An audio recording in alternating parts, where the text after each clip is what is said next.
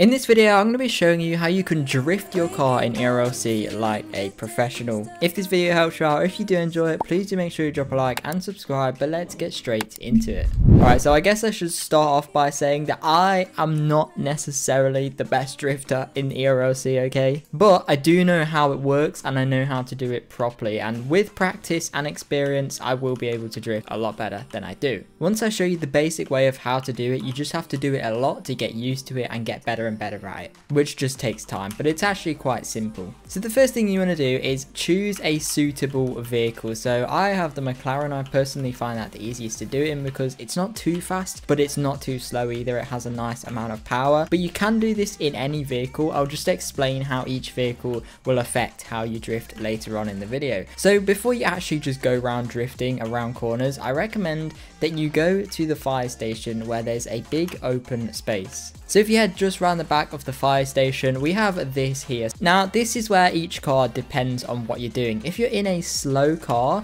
then I recommend you go in second gear. So you cannot do this in automatic. You can, but it's much harder. So I recommend pressing N on your keyboard.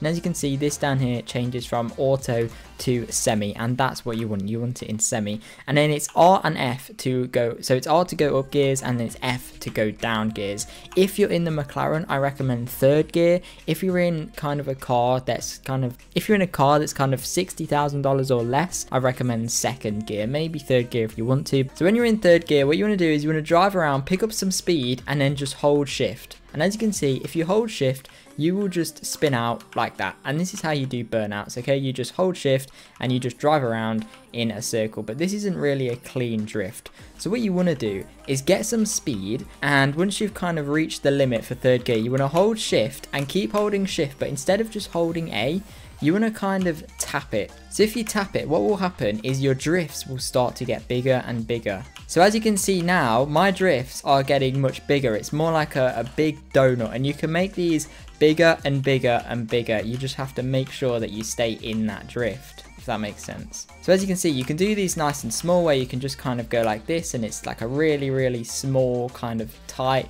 But then once you've done that, you want to try and make it a bit bigger. So just don't hold it, and then just keep tapping the opposite way. And as you can see, it slowly will just get bigger and bigger and bigger. But you want to make sure you don't go too big, because then you will just lose all of the traction on your tires. I also recommend you do this in a rear wheel drive car. It will make it much easier for you. Now, as you can see, if I try this in second gear, you can't really do it. Look, as you can see, you don't really drift like at all. You just leave a bit of a tire mark, and you just, in real life, you would ruin your tires completely. But if you go in third gear, that's when you actually start to spin out, and that's what you want for actual drifting. So like I said, you want to just keep driving around, and until you can master it perfectly, where you have control of your vehicle and you can do big circles like this, that's when you know you're good enough. When you can do big circles like this, it's quite hard to explain how to drift, but as you can see, so I'm tapping A right now, and as you can see, my wheels just keep spinning out. I'm not even pressing D to turn right, which is the way I'm doing the donut, because the drift will already just do that. You just want to hold W and keep putting in power, and then just keep tapping the opposite direction. So you can see my wheels here, they just keep slightly sliding out. Now if we go the other way, I'll tap it the other direction. So say if you wanted to go right and spin around that way, then you want to be in third gear, and then you want to hold shift at about 30 miles an hour and go all the way, and then let go of D, and if you hold it for too long, that will happen. You will spin out just like that. And that's where you need experience, because you need to know when to let go. So for example, now, as you can see, I've kind of caught onto it a little bit. So now, as you can see, I'm still going the same direction, but I'm not pressing D. My wheels are not turning right at all. As you can see, they just go straight and left. Yet I'm still turning right, if that makes sense. I'm still drifting right around the corner. I'm just not really pressing it. Only every now and then, if I take it too wide, like there, so I can spin out again. And then as you can see, I spin out a little bit too much there. But once you've got the hang of that, that's when you can start actually going into a little bit more drifting. So when you go onto the roads, I recommend fourth gear. And then you want to kind of try and drift it around the roads. So find a nice straight road. And try and do little bits of drifts around the place. Obviously not crashing into stuff like I just did there. This intersection is quite nice to do because you can drift around any direction you want, and there's a lot of different ways you can go. And then once you've had a little bit of a drive around, this is where everything else just comes down to how much practice you've had. I really recommend you just keep doing this. You just keep spinning around and getting control and knowing how to do circles and then switching direction and trying to avoid crashing into anything.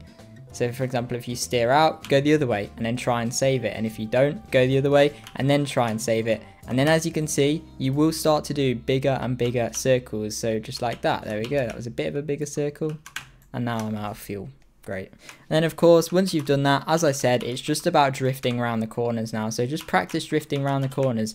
But from doing them spins and constantly spinning your vehicle around by the fire station, practicing them donuts, it will make it so much easier because you'll know when you're understeering and when you're oversteering.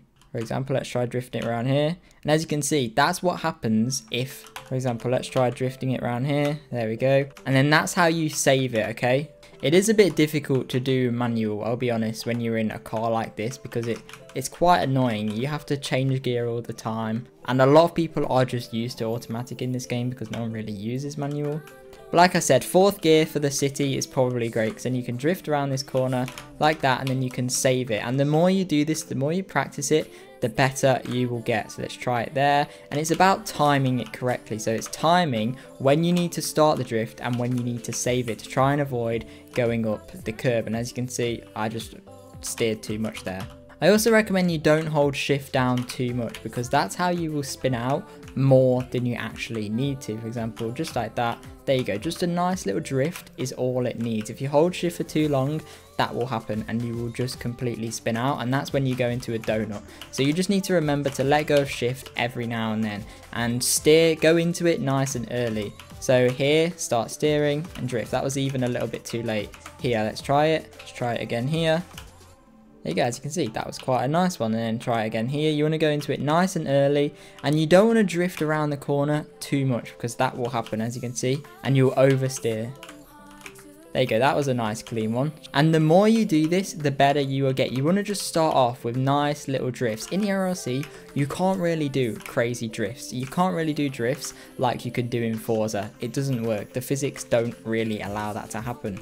But you can still do nice little drifts around corners and around different things like that, I guess. But the best way to learn drifting is, as I said, just go around in circles. Go to the fire station, go to any big open space, any big parking lot, even this one works if you want to, and just try and spin around. We can actually steal that vehicle. And just drive around, do donuts, do burnouts, do every single thing you can possibly do to get control of your vehicle. And the more you have control of it, the easier it will be to actually drift it because you know how your car works. And each car is different as well. Each car has a different speed you can go in a certain gear. Each car you need different gears for it. Try learning one car and stick to that car, and only once you've mastered that car should you think about switching to another car. I hope this video helped you out some way. I know it wasn't a great showcase, but like I said, it's all just about experience. The more you do it, the better you get, and I've showed you how to do it. You need to be in manual, 3rd gear-ish if you're just trying to do burnouts and donuts, and then up to kind of 4th and 5th gear depending on how fast you want to go if you're drifting around the city, etc. So yeah, like and subscribe if it did help you out, and hopefully I'll see you in my next video. Bye!